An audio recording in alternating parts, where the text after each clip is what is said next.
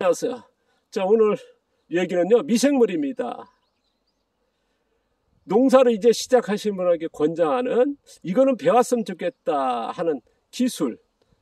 두 번째 얘기인데요. 자, 첫 번째는 이제 작물 키우기에 필요한 양분을 토양에서 자생적으로 생산하는 방법도 있다. 그거를 확장시키는 기술도 배웠으면 좋겠다 하는 의견을 말씀드렸고요. 오늘은 미생물 얘기입니다.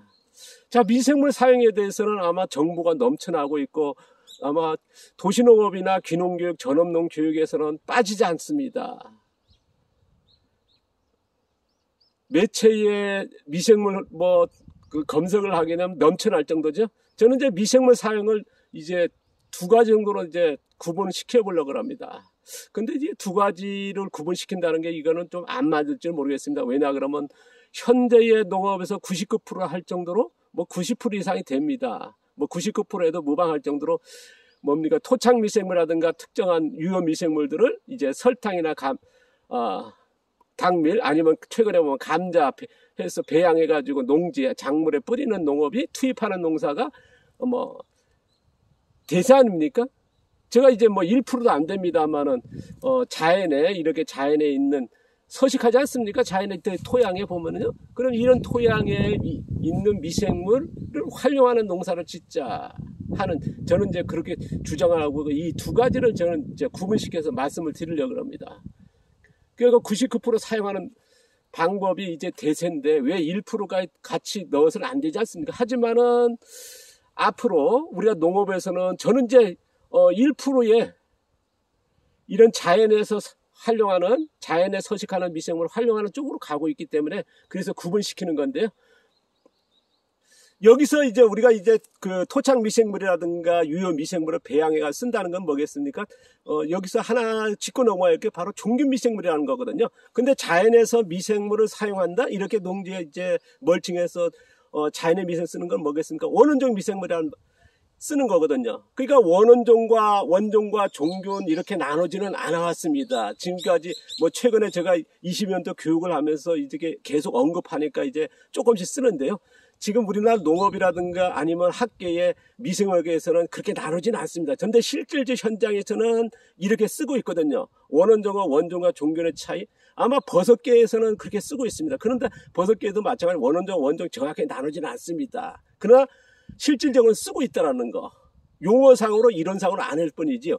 그러니까 뭐냐 그러면 여기에 토착 미생물 쓰기 위해서 우리가 숲속에서 부엽토. 그럼 숲속에 있는 부엽토는 원원종입니다. 그걸 최종 부엽토를 가져와서 배양하게 된 그게 첫 번째는 이제 원종을 지나서 종균이 돼버리거든요. 왜냐 그러면 이 미생물은 배양하는 과정에 20분 내지 30분마다 이제 분열이 됩니다. 그러니까 증식이 된다는 거거든요. 그러니까 우리가 24시간 배양했다 그러면 30분이니까 어떻습니까? 한 개가 두 개가 되고 두 개가 네 개가 되고 네 개가 8개 되는 게 뭐냐? 30분마다 30분마다 계속 증가하는 거거든요. 그러면 24시간 48회 이상의 증가됐으니까 어마어마한 숫자가 이제 증식이 되니까 이제 그걸 쓰는데요. 그러니까 정확히 얘기하면 미생물이 100, 200이 돼 버리거든요. 그러니까 원원종을 쓸 거냐, 원종을 쓸 거냐, 종균 100을 쓸 거냐, 종균 500을 쓸 거냐, 이런 쪽으로 가버리거든요. 그래서 한 번쯤 생각을 해봐야 된다. 제가 앞서도 그런 얘기 했습니다. 아마 검색을 해도 많이 나오는 얘기 있습니다. 미생물 필요, 미생물 농약.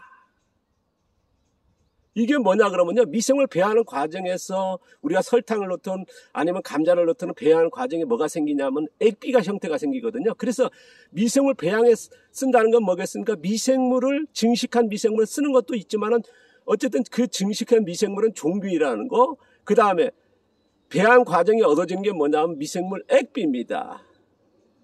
작물의 양분이 되거든요. 그래서 미생물 비료라 하는 거고요. 그리고 또 세 번째 또 하나 놓치지 말할 게 미생물 농약이라는 게 뭐냐면 미생물은 미생물과 하나의 경쟁 관계면서 어떻게 뭐랄까요 밀어내는, 그래서 항균작용 그런 쪽으로 있거든요. 그래서 미생물 농약입니다. 그러니까 미생물 쓰는 게 뭐냐 세 가지 정도고 그 다음에 결정적인 게 뭐냐 종균이라는 거. 그러니까 우리가 미생물 사용이 한 20-30년 됐죠. 그러면 3년이면 어느 정도 알지 않습니까? 10년은 결과가 나온 거거든요. 혹시 아마 미생물 30년 쓰시고 20년 쓰신 분들이 아마 이제는 평가하지 않을까. 모르겠습니다. 계속적으로 되는 건 뭐냐, 효과 있으니까 할지 모르겠지만 상당수가 어떤 쪽이냐, 미생물의 효과보다는 미생물 비료와 농약의 효과가, 미생물 농약이라고 하는 효과가 더 높을 수도 있다는 걸 한번 고민해 보시고요. 뭐 쓰기는 아마 내가 쓰는 게 아니기 때문에 여러 판단하고요. 저는 이제 어쨌든 자연에 있는 원원적 미생물 쓰는 걸 원칙으로 하고 있습니다. 자, 이 얘기고요. 또 하나는 뭐냐 그러면 미생물 활용이 뭐 있습니까? 우리가 보통 뭐 김치라든가 퇴비라든가 여러 가지 쓰지 않습니까? 뭐 치즈라든가. 우리가 식생활이나 농업에 미생물 많이 쓰거든요. 이런 배양해서 쓰는 것도 있지만 이런 뭐랄까요? 가공이랄까 제조랄까 이런 과정으로 쓰는 것들이 많지 않습니까? 뭐 사료도 그렇고요. 그거를 반려와 숙성. 뭐 예를 들어겠습니다. 김치를 우리가 농업에서는 김치가 이제 만들어지고 그러지 않습니까? 거기에서 뭐 어떤 때는 반려, 어떤 때는 숙성. 김치는 숙성이다, 반려다. 구분도 안 돼 있거든요. 그러니까 생각날 때마다 쓰는 거거든요. 저는 그런 의견을 냈습니다. 반려와 숙성은 좀 다르게 표시해야 되고 다르게 썼으면 좋겠다. 저는 이제 교육을 20년 전부터 교육을 하면서 자료상으로 있지 않습니까? 이제 글자화시켜서 29가지를 분류해서 교육생들한테 교육을 해왔습니다. 자연상태 유기물, 발열, 숙성, 반려, 그 다음에 부패로 가는데요. 숙성이 어마어마하게 숫자가 많거든요. 많은 종류의 우리가 식생활에 농업에서 활용하고 있거든. 그래서 이거를 구분했으면 좋겠다. 저는 실질적으로 한 50가지 분류하고 있다는 거. 제가 이제 원원종과 원종과 종균 하니까 댓글로 해서 그다음 그런 게 맞나? 제가 뭐 가짜없이 논쟁할 가치도 없고 뭐 공격적으로 나오니까 이제 댓글 그냥 뭐랄까요? 지었습니다만은 반려 숙성도 마찬가지입니다. 뭐 반려고 숙성이 같은 데한테 뭘 또 뭐 하냐고 뭐 댓글 달니까 뭐 다 지웠습니다만은 모르겠습니다. 판단은 여러분이 쓰시는 거고요. 또 하나는 뭐냐 그러면 우리가 토양에서 미생물이 많아야 된다 하는 게 이제 중론이지 않습니까? 그래서 미생물 많아야 되는 이건 전대 틀린 건 아니라고 봅니다. 한데 저 같은 경우는 미생물 많아야 된다는 건 그쪽으로 가끔 가고 있습니다만은 여기에 자연 상태의 미생물을 유지하는 게 최고의 방법이라 합니다만은 저는 작물을 키우는 농사이기 때문에요. 작물을 키우기 위해서는 뭐습니까? 작물의 양분이 필요하거든요. 그럼 작물의 양분이 없으면 작물을 키운다는 건 한계지 않습니까? 그래서 작물의 양분을 필요할 때 생산하고 많이 생산도 하면 필요할 때 있고요. 좀 천천히 생산할 때 적게 생산할 때가 필요하거든요. 그래서 어떻게 하냐 그러면 미생물 비율을 10대1, 5대5, 1대10, 1대9 그렇게 맞춰 나갑니다. 그 얘기는 뭐냐 그러면요. 우리가 숲속에 가면은 어떻습니까? 숲속에가 10대1 정도, 15대1 정도. 그러면 10은 뭐냐면 15는 뭐냐 그러면요. 사상균류입니다. 곰팡이와 버섯균이고요. 1은 뭐냐 그러면 세균류입니다. 우리가 작물을 키울 때 작물의 양분이 어떻습니까? 우리가 제가 예를 들겠습니다. 한 7, 80%가 질소가 필요하지 않을까요?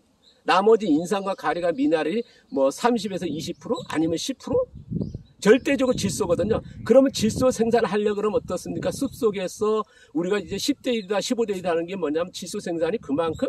그리고 또 하나 눈여겨봐야 할 게 뭐냐면 10대1이나 15대1 넘었을 때 산성, pH가 그렇게 된다는 거. 그건 뭐냐 그러면 사상균류가 이렇게 많다는 거는 이런 갈색의 유기물을 낙엽이라는 게 그게 있지 않습니까? 그럴 때 그거를 분해해서 내놓는 것도 사상균류가 내놓은 게 뭐냐면 유기산이라는 말씀을 드렸습니다. 그럼 농지에 그렇게 만들 거냐는 거거든요. 저는 그렇게 만든 거는 조금 농사가 힘들다 보고 있거든요. 그래서 5대5를 맞추려고 그러고요.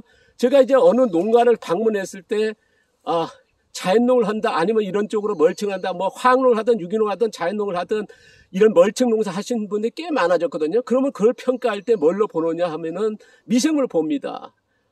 이 농가는 10대1로 가고 있고 5대5로 가고 있다. 1대9로 가고 있다. 아니면 2대8로 가고 있다. 3대7로 가고 있지. 그건 뭐냐 그러면 그만큼의 질소 생산이 어쪽으로 간다는 걸 알 수 있거든요. 저는 이제 그거를 과학적으로 해가지고 기계 갖고 간 건 아니다만은 그러나 우리가 전골 할 때 전골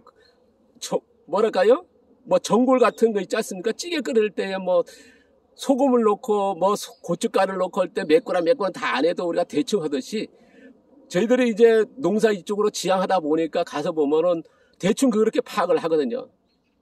그러니까 습득이 10대 1이다? 아니면 농지에서 어떤 농가는 5대 5로 맞추는 농가가 있고요. 어떤 농가는 10대 1로 맞추는 거. 어떤 분은 제가 일본에 갔을 때 놀라운 거는 뭐냐. 1대 9,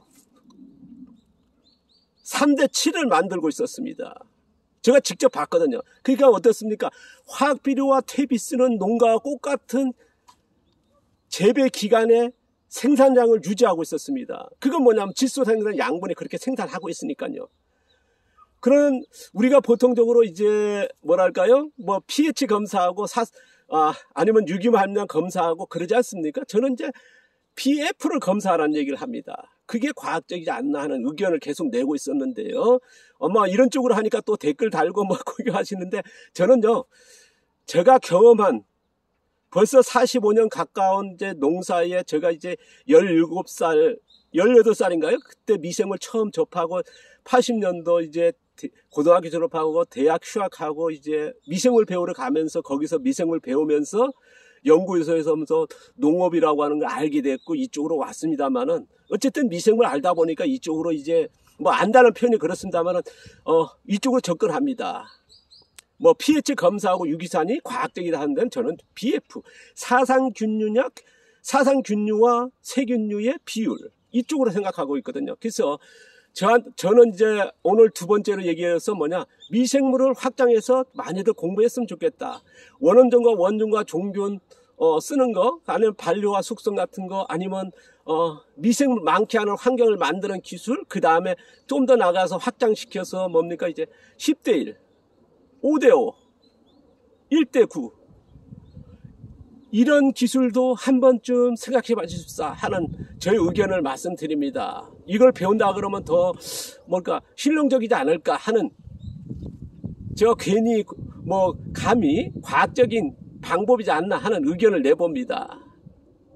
pH와 유기물 함량 검사해서 어떻게 대체하는, 땅속에다 유기물 넣고, 또 근데 우리가 이렇게 pH 검사가 지금 대응해온 게 30년째 되거든요. 그러면 pH가 잡혔냐는 거거든요. 그리고 땅속에다 유기물 함량 검사해서 땅을 많이 넣었습니다. 잡힐까요? 그런데 이런 논문이 나와 있습니다. 습식에 유기산이 이제 그런 10대 1 정도 돼가니까 유기산이 많더라. 유기산이다 보니까 산성이라고 하는 그거에 굉장히 관여하고 있다라는 거. 근데 농지에서 미생물이 5대 5 아니면 이제 세균류가 7대 3, 3대 7 그렇게 갔을 때 이런 문제는 없더라는 거거든요. 그래서 이것들이 아직도 과학적으로 다 나와 있는 건 아닙니다만은 이미 그게 부분적으로 나오기 때문에, 그래서 저 오늘 얘기는요, 두 번째로서 미생물을 공부했으면 좋겠다는 의견을 내봤습니다. 조금 불편하게 또 이게 또 나가니까 또 댓글에서 공격하신 분이 많을지 모르겠습니다만 많겠죠? 또 많으면 또 삭제해가지고 또 하겠습니다. 그러나 제가 이제 살아있는 동안 앞으로 몇 년 살지 모르겠습니다만 제가 경험한 거를 다 공개할 수 있는 그때까지는 갔으면 좋겠습니다. 제가 이제 앞서도 얘기했으나 지금 제가 이제 타이틀로 준비된 게 400강 정도는 했으면 좋겠다고 생각을 가지고 있거든요. 그 다음에는 제가 이제 유튜브도 뭐든 다 차단하고 살 겁니다만은 어쨌든 400강까지는 어쨌든 그 사람들의 그런 공격하는 사람하고 어쨌든 안 싸우면서 어떤 피해서라도 400강까지 맞췄으면 좋겠다는 제 그냥 생각입니다. 자, 오늘 감사드립니다. 고맙습니다.